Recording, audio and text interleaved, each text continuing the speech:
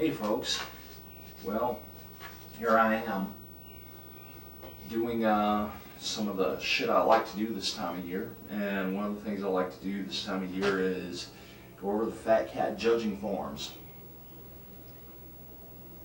Alright,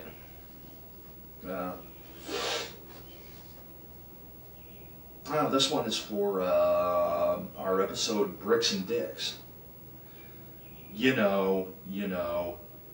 Well, you got us there, silver-tongued motherfucking orators that we are, Yeah, well, Paint your walls blue and blue screen stuff into the background. Fuck you, you come paint my walls blue, motherfucker.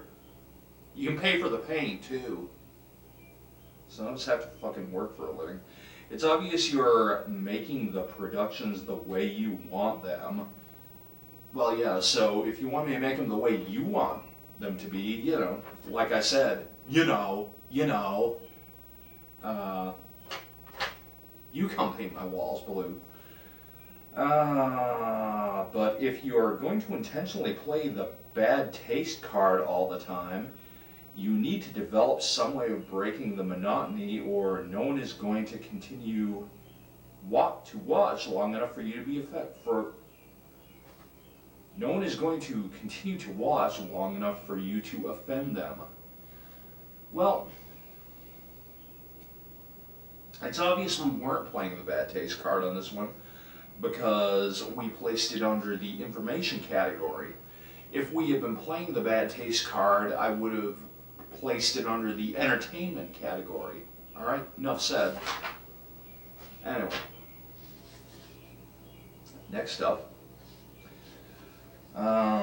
Here's one for Abbey of the Lemur as a series.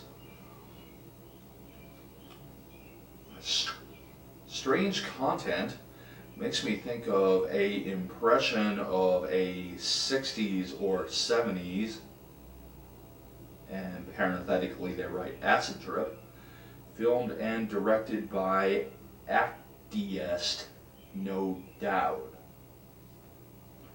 Okay.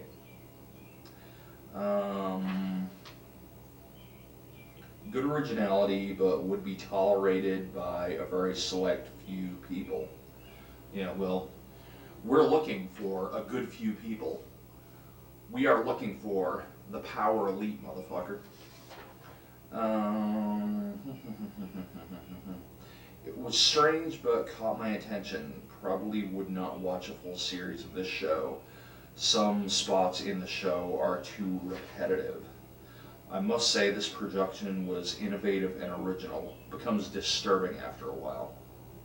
I'll take that as a compliment. Oh, let me see, and this one's for our episode Breakthrough in the Grey Room. Your editing was interesting and creative. The audio was rough in some areas. I would have liked the audio to be clearer. Your message, I am assuming, was about freedom of speech. I know this was probably intended for shock value. Well, was the message freedom of speech or shock value? One or the other. Shit or get off the pod,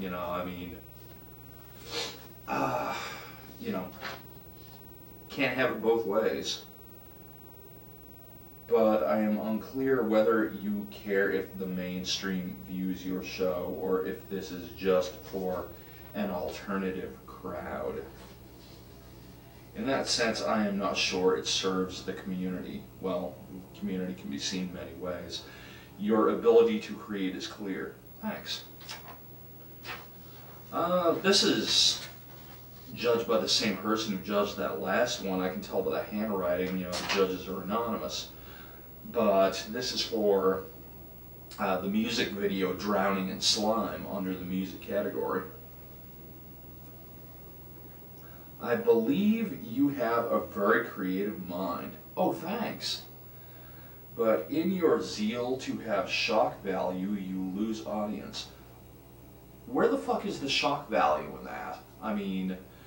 Okay, sorry, this video is all political sound bites. Where's the shock? There is no shock. Shock value does not enter into this. I am not sure you want audience. Go figure. But I believe you should. I also don't know why you put this in music category. It had a beat. I know you produce a lot and hope that along with the shock programs that you look at producing other types of programs. Well, thanks. Gee, ever heard of the Kane interviews? Guess not. But anyway, I mean, I'm moved and thank you for reaching out your hand to me. Excuse me, I'm an alcoholic.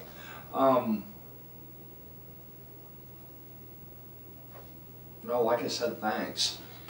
And, you know, I appreciate your trying hard to understand, and maybe you can show me the error of my ways. Maybe we can get together and, you know, discuss all of this over a hot cup of cocoa or something at some point. It's been a while since I had my cock sucked. Anyway, okay.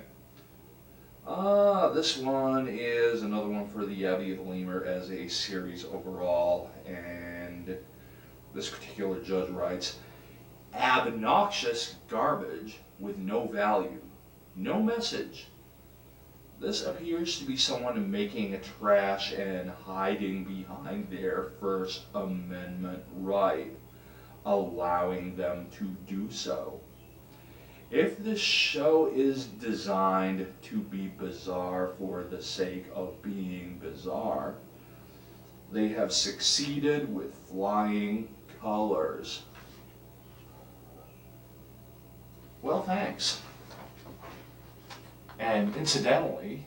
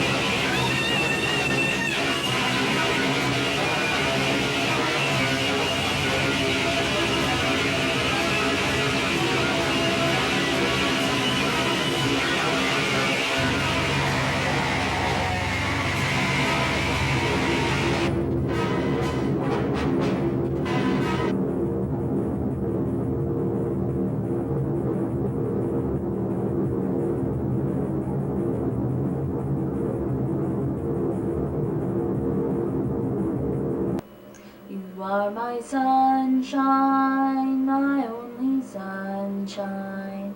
You make me happy when skies are gray.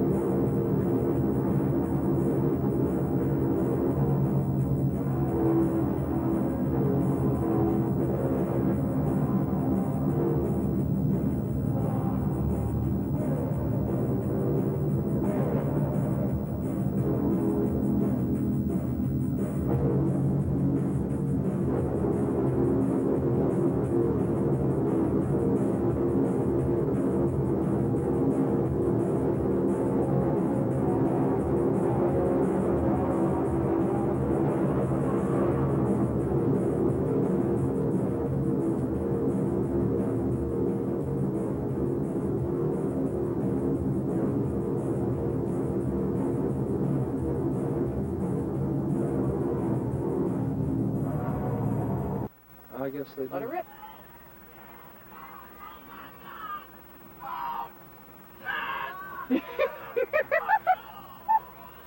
There you hear it, folks, the voices of genius.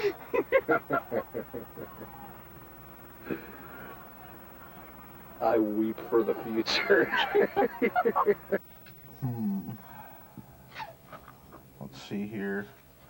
I was messing around with some jazz kind of stuff. I don't really like jazz a whole lot, but I was sitting around a pizza joint in Eureka Springs, and it was a Sunday, and I was getting all caffeined up and eating calzone, and they were playing jazz, and I was sitting here with my journal, and I just kind of got into a groove. Doesn't really have a title right now, but here it goes. Jazz piano plays off deep bass, melodically convulsing into dynamo until it all explodes into doodle-oodle-oodle, womp-bomp-bomp, waddle-doodle-oodle-oodle, womp-bomp-bomp. The air is full of smoke and wild notes ecstatically noodling through inner space. Creates a cool ambiance punctuated jointly by rich Java and pizza grease. My scant Italian blood grooves on this atmosphere. A slow, seductive jazz blare throws me into a spin, and I remember things long lost and not mine. Sunday is mellow by design, and there's always water dripping somewhere. A conducive backdrop for recharging the soul with rest and right brain activities. Thought is hard unless I key into the jazz, goes round and back and forth. The ghost girl I court is snapping her fingers and moving her feet, and I'm at a loss for words and stuck between two dimensions. The ghost girl I court is only a glimpse, an occasional flash on the periphery. Cool. Woo! Yeah.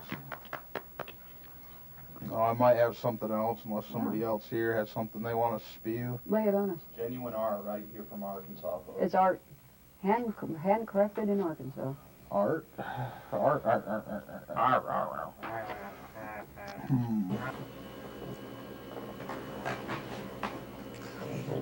Am I still horny? Yeah, baby.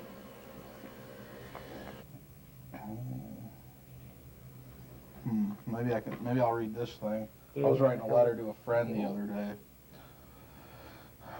It's about as depressing as it's been here lately. I'll be glad when spring comes. Feeling the blues, feeling a bit of age, longing for how things used to be. I'm old enough for all three now. I think I need to just go a little crazy to purge this from my system. I think life was better when I drank a lot and did more drugs and didn't know pop and fast food were bad for me. Doing a lot of weird things, intrigued by strange chicks, and otherwise just wholly immersed in the wonderful freaky that is life. Oh yeah, it was good for fleeting moments, little blurbs of time that bring me chuckles and an intense sense of thrill when I rerun these bent little vignettes over and over in the movie screen skin behind my eyes. Little did I realize as I developed my penchant for mooning the camera that one day my glorious backside would remain permanently exposed. At times it has felt weird and uncomfortable, mighty queersome perhaps, but over time I've come to relish the continual barrage of fat, hairy, white man butt flesh upon the terrified peepers of the human race. I'll bow down now to the ambassador of the ragamuffins. Light her cigar, fluff her pillow, suck the rancid dew from her toes. She reads from a scroll bursting with words and cat manure, the latter bearing far, far more verisimilitude, but ultimately less impact. I wonder what exactly lurks in the core of most humans totally immersed in the hum and the shuffle, the moving sidewalks, the dubious dimension of digital organic, the invisible nose ring. How did I miss the cue, drop the ball, get left out of the loop? Not by bad luck, but by providence and its chaotic magic of blessed serendipity. Absorbing the lessons of simplicity, humble fare, and playing Pac-Man in the lotus position diligently until Satori. Where is Gen X going as so much gets stupider and stupider to the point that Captain Kangaroo decides to leave this plane? He's kicking Mr. Rogers' ass on the big screen TV in the sky, but old Fred pretends he's getting worked over by a burly woman with hairy legs and tuna breath. Won't you be my neighbor? The American people, TM, are currently immersed in secret acts of self-flagellation. but always ready to put on that happy face in a highly efficient instant. Sugary drinks and microwave meals create more time for ritual self-abuse and loathing. We all suck the big one and have at least one embarrassing Polaroid, but more stark still, we all have a picture like Dorian Gray. In an alternate universe, every woman loves the big ragu. Serpents fleeting, yet still slashing in real time, a concept birthed by the brains of minor league gods or computer geeks. My head is stuck in the vortex of some weird metaphysical fondue. I'm unable to mumble incantations or sip my beer. On the road to desiccation, I shall barely be fertilizer. Having gotten to the old man's beer at an early age, I soon set out to mutate my young cells with pounds and pounds of hot chicken wings. I knew this was the cornerstone to achieve the phenomenon of Ubermensch. Someday the face of humanity would be scorched by the ghastly inevitable of such a sinister diet, but they would not deny the flavor of destiny. Fate has a way of forcing itself on us all, often without lubricant or a peck on the cheek. Freckles on a woman's back and shoulders are the markings of an angel. That's where her wings were and shall be again. Contemplating the complexities of the current age, I dip into the ether to make deliberate grabs for power. For fleeting moments, one can harness mystery with sigils, whispers, and will. I do so with a wild, abandoned fervor, cultivating in primal release, the catalyst of ecstasy long denied us by self-appointed gods. Subtle manipulations of the energies have commenced in earnest, and their power structures slowly start to disintegrate. White tracks across blue sky, rank seeds of our destruction, following up the sun's face. The monster's black breath transmuted to molecules, frozen in an instant, jettisoned, feather, fan out, and wisp, choking the earth with dark rain. Summoned by whispers eternally, I peer through cracks in the shadows on my sullen sojourn. Dampened but always curious, I seek glimpses. I never truly trust the period at the end of the sentence, always wary of the curlicue that eventually appears above it. It taunts me, but I cannot deny that I admire its mischief. Steeped in forgotten secrets of the ages, I weave words in an act of alchemy to become one with the trees. Agony in mere human terms, yet the ecstasy of metamorphosis consumes me as I join the enclave of the tree people, legs hardening, forming roots that stretch deep, arms raising, stretching towards the sun, skin turning dark, rough, and grooved as the pulse of a new yet familiar lifeblood begins to flow. Yeah. Andrew Lucarello, ladies and gentlemen. Yeah. Some righteous words from the Pendaman.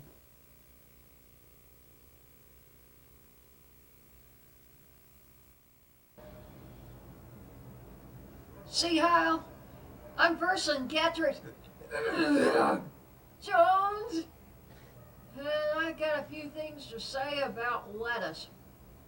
You know, you may have noticed the price of lettuce at your local supermarket has been getting abnormally high, but beyond that, have you seen the quality of the lettuce? I haven't seen lettuce that bad since when I was in Romania.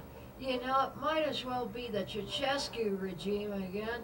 And anyway, and speaking of all that, you know, there's Roosevelt, and you know goddamn well that he knew Pearl Harbor was coming. And oh, have you ever been to Biloxi? That's a really nice place.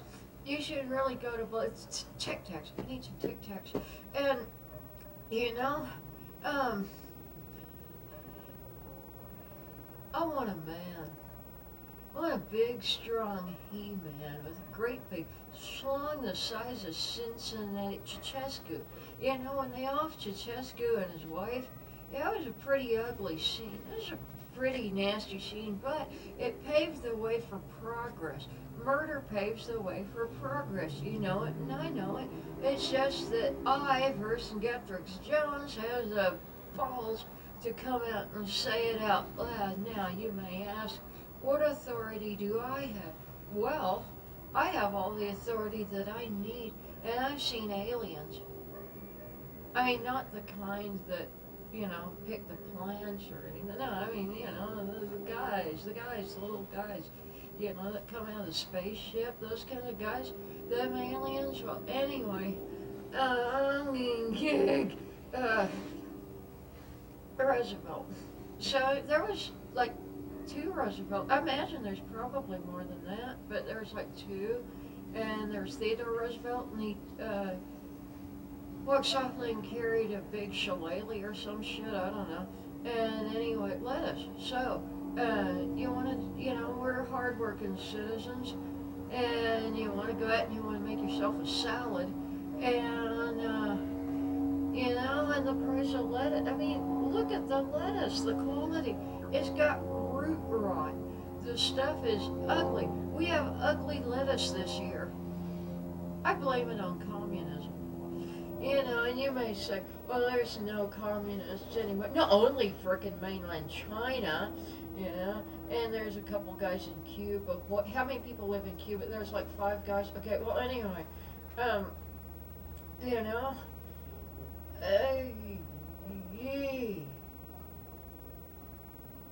concern. Okay, so, like, sex and Roosevelt, not sex and Roosevelt. Okay, so, like, let's just talk about one of those things. Let's not talk about them together, because it could, like, make man anathema before God. Anyway, Roosevelt. Yeah, alright. So, there's, like, I don't know, man, bricks, It takes a lot of bricks to make a Berlin Wall, and mortar, and all kinds of shit like that. But anyway, we're back to the lettuce, and man, rotten lettuce crop this year. So, folks, I would advise you to, well, they killed Ceausescu and his old lady, didn't they? And Pol Pot eventually died. And when Pol Pot died, they burned him up. They burned his corpse on a stack of rubber tires.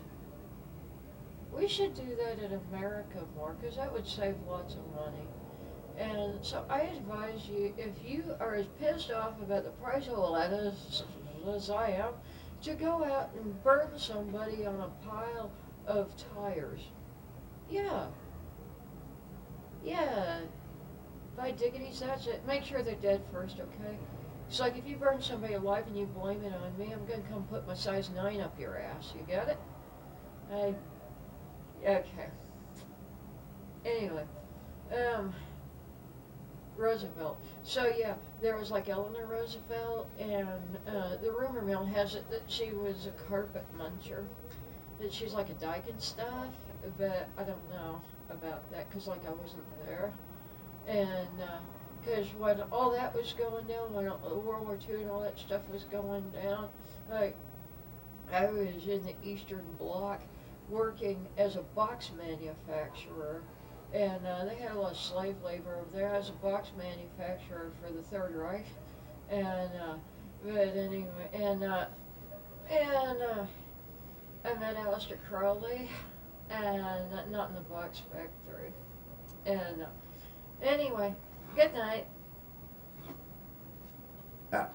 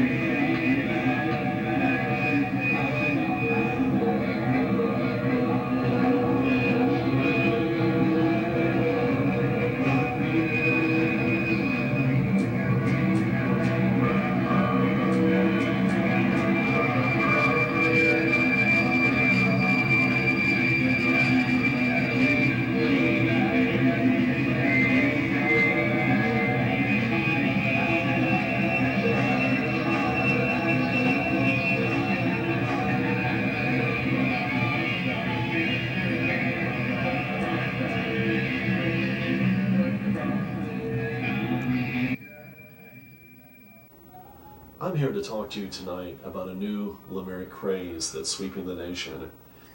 It involves going to a fine restaurant, spending lots of money, and eating your dinner off a dirty, nasty bum. For the main course, what you probably want to do is put the hors d'oeuvres on his nipples. Now, this way, you put your hands behind your back and you eat them with your mouth. This way you can catch the aroma from the armpits coming up. The person will probably smell like dirt, urine, and cheap wine and sweat. But that smell of desperation only adds to the flavor. If you can keep your dinner down, then it's time for the main course. The best place to eat it off is the genitals. If you have something like a steak, you want to cut a hole in it and put the penis through the middle. Now, as you eat, the penis will probably get erect and then it'll poke you in the eye, but you can smell the dirty, musky scent through the pubic hairs, and the pubic hairs will become entwined in your teeth. It's very, very good. It's just adds to the entire experience. And then light some nice candles, have him turn over, and put a nice creme brulee in the butt. And as you're spreading the ass cheeks, you want to lick and lick. Now you'll probably get some more pubes stuck in your teeth, maybe in your nose, but the important thing is you don't want to use any utensils, you want to use your hands.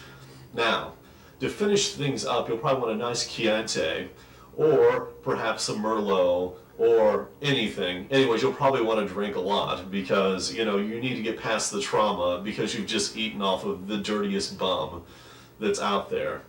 And finally, to finish the evening off, you want to lick the black caked dirt, probably off the person's feet, or chew the corns and callus off of the feet. Now, this is the perfect dinner. It'll probably run you between $75 to $135, but all the stars are doing it now. P. Diddy, J. Lo, I think George Bush and the Bush twins are very, very into it, especially the dessert. Sometimes they just skip the main course, the hors d'oeuvres, and they go right to the butt and eat that dessert right out of the butt. They love it. Anyways, this is the new Lemur craze, and you need to get in on it. Hi, this is Mayor Dan Cootie, and when I'm not beautifying Fayetteville, I'm watching the Abbey of the Lemur. Those folks are such a kick in the head. They're real hot tickets. We gave them the key to the city, you know. Ooh, another sucker going up. Another sucker on the vine, so to speak. Let's see if it screams.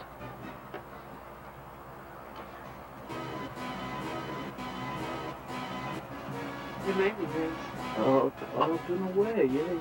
I feel like maybe the same bone would be just one. Yeah, well, you never know. We'll find out, I guess. Momentarily.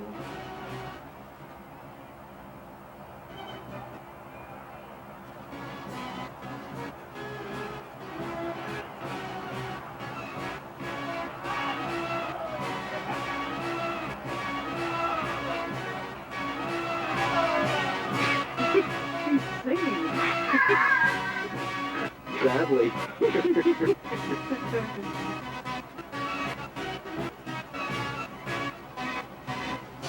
I'll have the rest of the appendix. If it's the same boneheads, they're used to it by now. They seem more trained. Yeah, they're more trained. Yeah.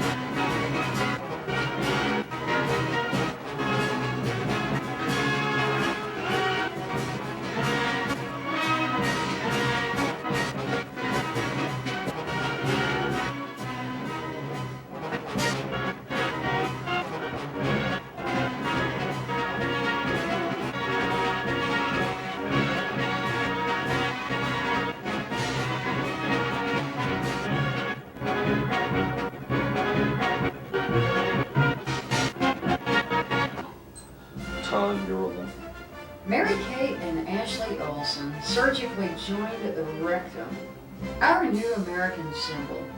You know, it'd beat the hell out of the eagle that we currently have. I mean, an eagle. Well, for Christ's sake, an eagle doesn't have the marketability of Mary Kate and Ashley.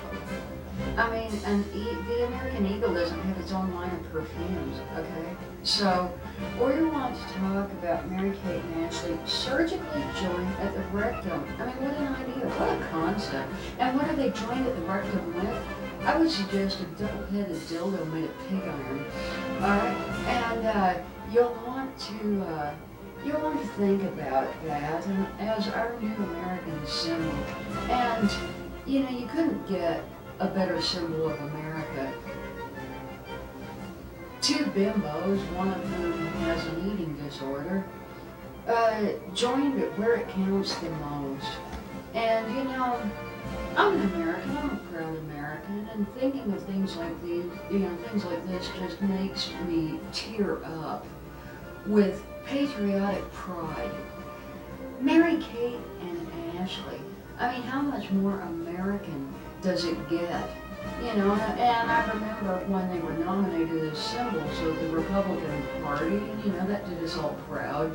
And I remember that live NBC special when George Bush diddled them with rolled-up newspapers. And, that was pretty good. But because of their service to the United States of America, I think that they should be our new symbol. And, as I've already said, they should be joined at the rectum. I mean, they are anyway, more or less. When guys wank off thinking of them, that's usually how they're thinking of them, joined in that way. I mean, we could have them French kissing, we could have them, fucking each other up the twat with a corn cob, but no, I think joining at the rectum, that's the way to go. And, I think that's what you'd be thinking too, if you were a good American. So, think about it, folks. Jettison the eagle, jettison e pluribus unum, and all that crap, and start thinking about Mary Kate and Ashley, and they're going to carry us into a new concept of liberty. So, think about it. When your congressman asks you what our new American symbol should be, that's what you tell them. Mary Kate, Ashley, joined at the ass. Thank you, and God bless America.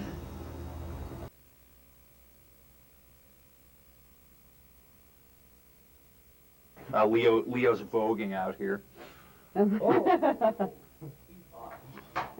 But anyway, we have the Lemuric lexicon, and this Lexicon. is just an ongoing project, the Lemuric lexicon, and so that Let you her can rip. talk like we do. You can talk like a lemur, at least like a babbling idiot, and so there's all kinds of terms in here, specialized language that we often use in the show. Or at least And or so- at least aspire to. Sure, so there's wonderful words like dung sack, meaning a disheveled, unkempt person, implies questionable hygiene. Tell that dung sack to use some deodorant. All right, we've got little, well, no, let's not. Let's see.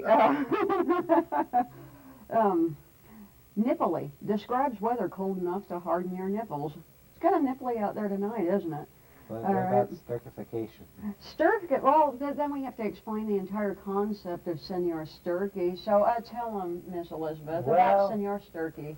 Senor Sturkey was born to a German woman and a Mexican father. He has a brother named Adolf Sturkey. Adolf Sturkey is the opposite of Senor Sturkey But because he's his evil twin. it's his evil twin, but he's the opposite because Senor Sturkey is good and everyone should love Senor Sturkey because he is awesome. And we He is, do. he is a large, friendly Mexican, and he owns a chain of restaurants known as Senor Sturkey's Chunky Chicken. In which he serves Senor Sturkey's turkey jerky. Yes, and Senor Sturkey's Chunky Chicken has three types of chicken. There is the chunky chicken, the chunkier chicken, and the chunkiest chicken, which is the chunkiest of all. And there is even, in the works, perhaps, super chunky chicken. Can you imagine?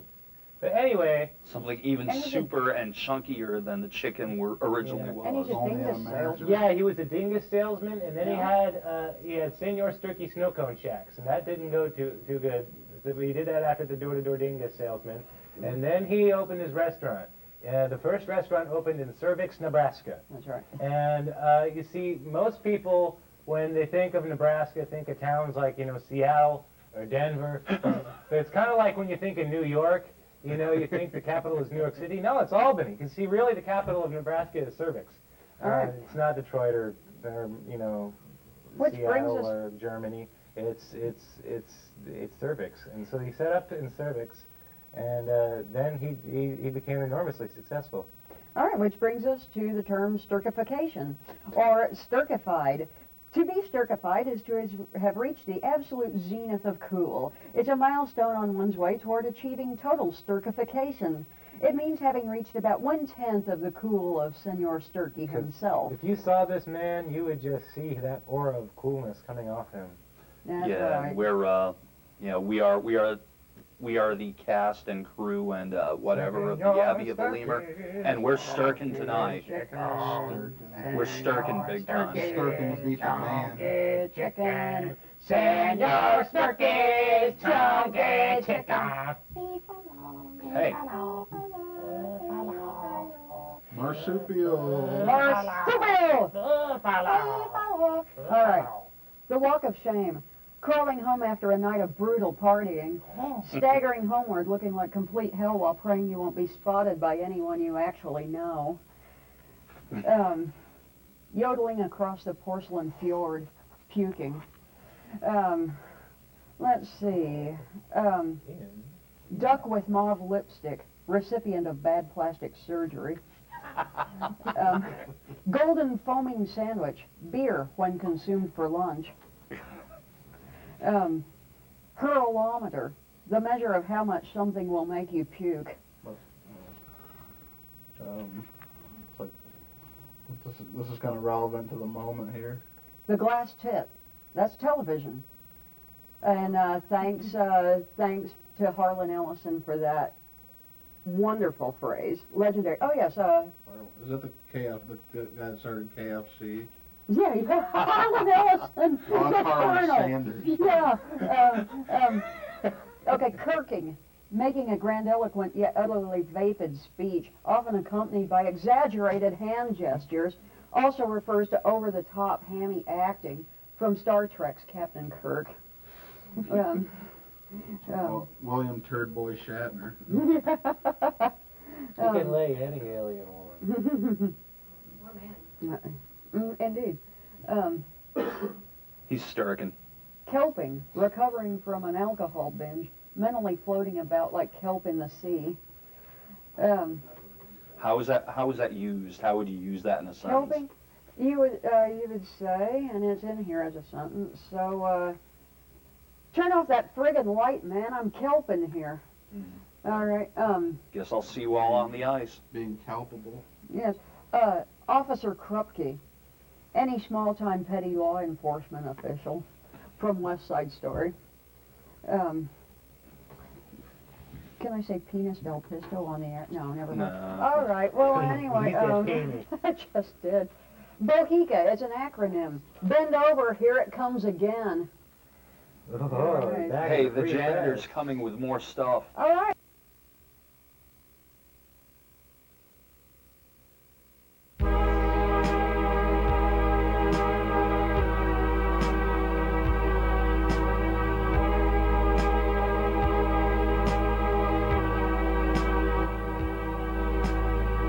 Come on inside now, there's a long, long way to go. Living ain't easy, and I think you'd like to know.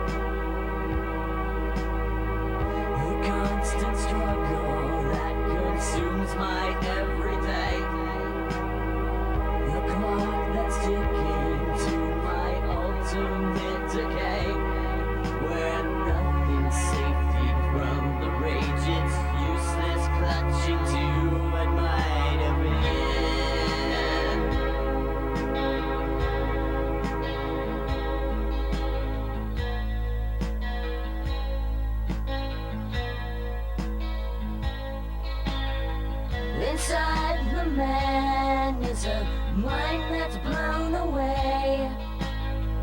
The working pieces disappearing once again. But there is no exit from the hero wasting on the fun.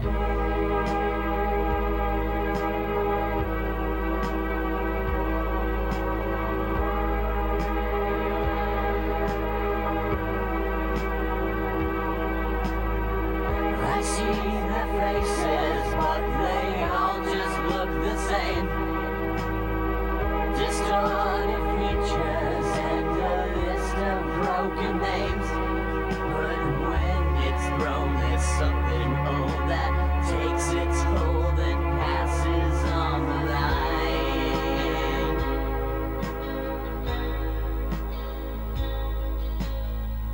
Inside the man is a mind that's blown away. The working pieces disappearing once again. But there is no exit. There is no exit from the hero wasting all the fun.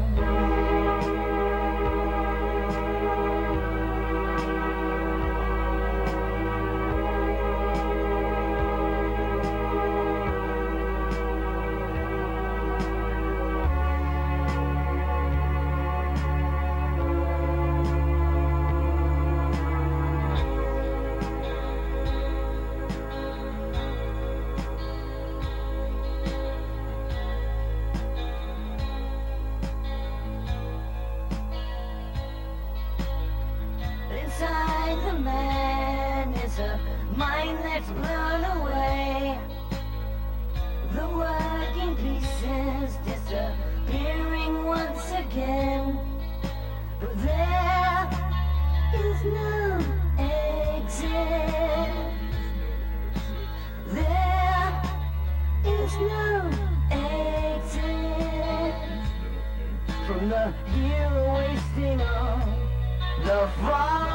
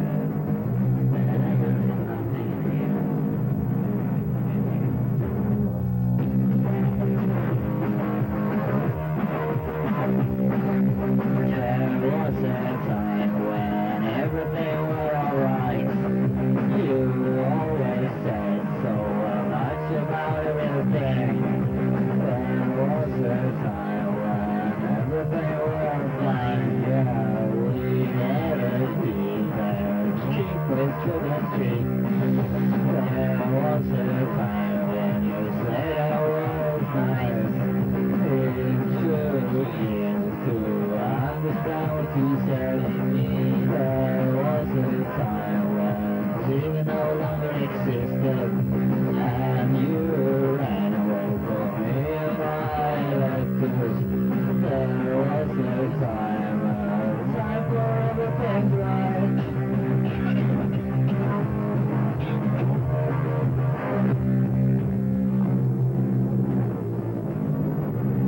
Underneath the roof, there I belong. I drive away from you. I kiss my body down. My head touched the ground. It's no stop for me. It's no stop for me. It's no stop for me. He said, it's no stop for me. I said, say goodbye to your friends.